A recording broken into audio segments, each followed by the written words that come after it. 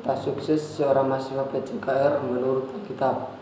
Menurut Alkitab, sukses bukan hanya diukur dari prestasi akademik dan jasmani, tetapi dari kehidupan yang berkenan kepada Tuhan bagi mahasiswa PCKR. Sukses Alkitab ialah dimulai dengan takut akan Tuhan sebagai dasar hidup. Amsal 1 ayat 7. Disiplin dan penguasaan diri menjadi nilai penting bagaimana ditegaskan dalam 1 Korintus 9 ayat 25 bahwa setiap orang yang bertanding harus menguasai diri dalam segala hal. Mahasiswa PCKR juga dipanggil untuk mengembangkan talenta jasmani dan intelektual sebagai bentuk pelayanan kepada Tuhan. Kolose 3 ayat 23. Selain itu, karakter Kristus seperti kejujuran, sportivitas, kerendahan hati, dan kasih harus nyata dalam dunia olahraga dan pendidikan. Dengan demikian, mahasiswa PCKR yang harus adalah mereka yang mempunyai menjadi teladan dan berbakat bagi sesama. Matius 5 ayat 16. Soal yang kedua, konsep Imago Dei dan hubungan dengan perilaku mahasiswa dan calon guru pelatih. Imago Dei berarti manusia diciptakan menurut gambar dan rupa Allah. Kejadian 1 ayat 26-27. Konsep ini menegaskan bahwa setiap manusia memiliki martabat dan nilai yang sama di hadapan Tuhan.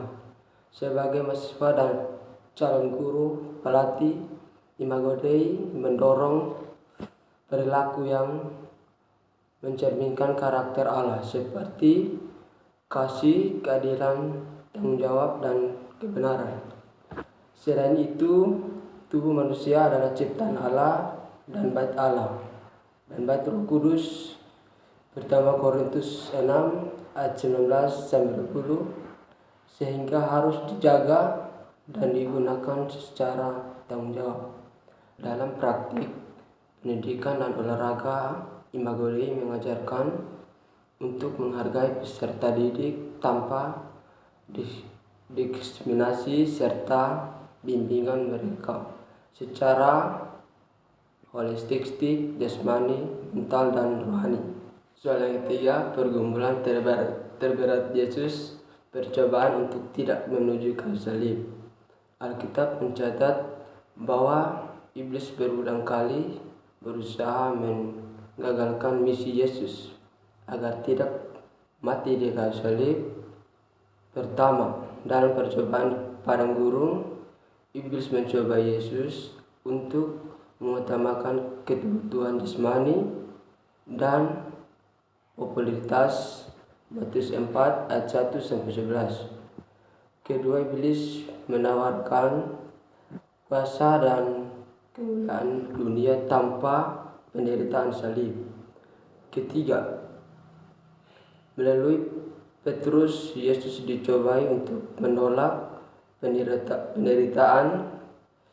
Matius 16 ayat 22-23. Keempat, dalam pergumulan di Getsemani, Yesus bergumul secara baik tetapi tetap taat kepada kehendak Bapa. Matius 26 ayat 39. Semua percobaan ini bertujuan agar Yesus memilih jalan mudah, namun ia tetap setia menjalankan rencana keselamatan Allah melalui salib. Keempat, keselamatan sebagai pengembalian kepada rancangan semula Allah. Keselamatan adalah pemulihan manusia kepada rancangan semula Allah. Melalui keselamatan, relasi manusia dengan Allah dipulihkan. Roma 5 ayat 1. Identitas manusia dikembalikan sebagai anak-anak Allah. Yohanes 1 ayat 12. Dan karakter manusia diperbarui seturut gambar Allah. Efesus 4 ayat 24, keselamatan juga memulihkan tujuan hidup manusia dari hidup yang dikuasai dosa menjadi hidup untuk memulihkan Tuhan. Pemulihan ini bersifat progresif dan akan disempurnakan pada kedatangan Kristus yang kedua. Yang kelima, refleksi MK4. 5 hal positif yang diperoleh dari MK4. Yang pertama, memperdalam pemahaman iman Kristen. Poin yang kedua, membentuk karakter dan etika sebagai calon pendidik. Yang ketiga, menyadari profesi guru sebagai panggilan dan pelayanan. Yang keempat, menghubungkan iman dengan kehidupan sehari-hari.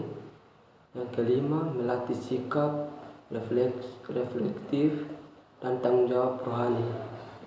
Penerapan dalam kehidupan sehari-hari meliputi kehidupan lebih disiplin, jujur, bertanggung jawab, menghargai sesama, dan mengandalkan Tuhan dalam setiap proses kehidupan.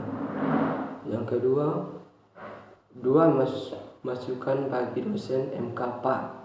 Yang pertama, menambahkan studi kasus yang relevan dan dunia mahasiswa dan profesi penjaga air. Yang kedua, memperbanyak diskusi interaktif agar materi lebih aplikatif dan kontekstual.